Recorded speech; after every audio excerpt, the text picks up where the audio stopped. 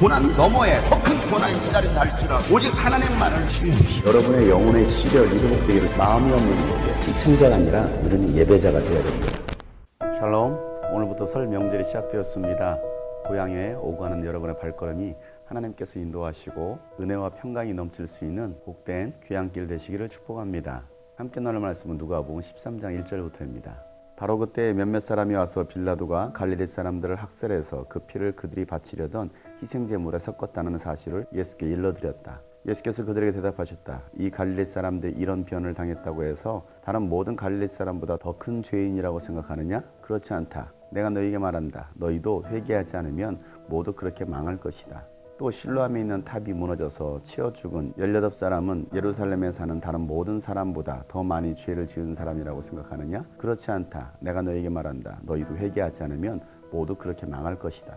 예수께서 이런 비유를 말씀하셨다. 어떤 사람이 자기 포도원에다가 무화과 나무를 한 그루 심었는데 그 나무에서 열매를 얻을까 하고 왔으나 찾지 못하였다. 그래서 그는 포도원지기에게 말하였다. 보아라, 내가 새해나 이 무화과 나무에서 열매를 얻을까 하고 왔으나 열매를 본 적이 없다. 찍어버려라. 무엇 때문에 땅만 버리게 하겠느냐? 그러자 포도원지기가 그에게 말하였다. 주인님, 올해만 그냥 두십시오. 그동안에 내가 그 둘레를 파고 거름을 주겠습니다. 그렇게 하면 다음 철에 열매를 맺을지도 모릅니다.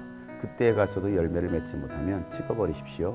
아멘. 하나님께서 오늘 우리에게 요구하시는 것은 바로 회개입니다. 우리가 회개하지 않는다면 망하게 될 것입니다. 우리 모든 인간들은 다 똑같은 죄인들입니다. 죄인이 아닌 사람이 단 한 사람도 없습니다. 성경은 모든 사람이 죄를 범하였으며 하나님의 영광에 이르지 못하였다라고 말씀하고 계시고 의인은 없나니 단 한 사람도 없다라고 하나님은 말씀하셨습니다.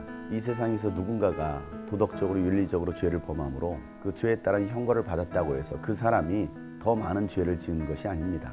하나님 보실 때는 이 땅에서 보여지는 그 죄의 형벌을 받은 사람이나 보이지 않지만 영적으로 죄 있는 사람들도 이 땅에 가득하다는 것입니다. 빌라도가 갈릴리 사람들을 학살했습니다. 그렇게 죽임을 당한 갈릴리 사람이라고 해서 죽임당하지 않은 갈릴리 사람보다 더 죄가 많은 것은 아니라는 것입니다. 실로암에서도 탑이 무너져서 18사람이 죽었습니다. 그렇다고 한다면 그 탑에 깔려 죽은 18사람이 예루살렘에 있는 사람보다도 더 많은 죄를 지었습니까? 아니라는 것입니다. 어차피 하나님 보실 때는 똑같은 죄인이라는 것입니다. 중요한 것은 회개를 하느냐 하지 않느냐인 것입니다. 회개하지 않는다면 반드시 망할 것이라고 오늘 예수님께서 말씀하십니다. 오늘날 많은 설교자들이 회개를 선포하지 않습니다. 그저 잘못된 길로 가고 있어도 하나님의 말씀대로 살지 않아도 잘하고 있다라고 칭찬합니다. 축복합니다. 아니 오히려 축복이 있을 거라고 기도합니다. 오히려 회개를 선포하는 목회자들의 설교를 듣기를 꺼려합니다. 그런 설교자들은 인기도 없습니다. 그저 사람들의 귀를 즐겁게 하고 웃겨주고 감동을 주는 설교를 해주는 설교자들을 선호하고 좋아합니다. 구약시대의 예언자들도 그랬습니다. 회개를 선포했던 예언자들은 인기가 없었습니다. 오히려 박해를 당하고 죽임을 당했습니다. 하나님께서 저를 부르시고 복음을 전한 자로 세우신 것은 회개를 선포하라는 것이었습니다. 그래서 저는 처음부터 지금까지 회개를 선포합니다. 회개하지 않으면 결코 하나님 나라에 들어갈 수 없다는 것을 쉬지 않고 선포하는 것입니다. 예수님께서 비유로 말씀하십니다.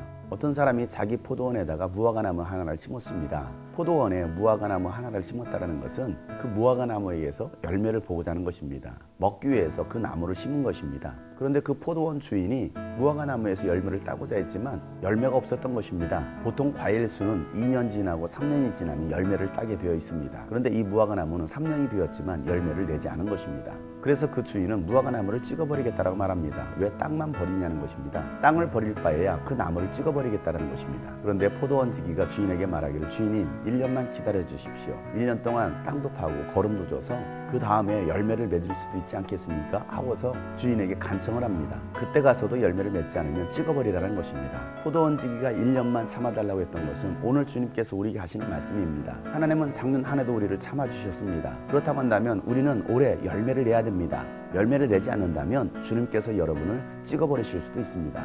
우리가 매해마다 송구영신 예배 때 회개합니다. 잘못 살았으면 회개합니다. 하나님 올해 잘못 살았습니다. 내년엔 열심히 잘해서 좋은 열매를 맺겠습니다 라고 기도를 했지만 그 기도가 매해마다 반복이 된다고 한다면 그건 잘못된 기도입니다. 우리가 잘못 신앙생활하고 있는 것입니다.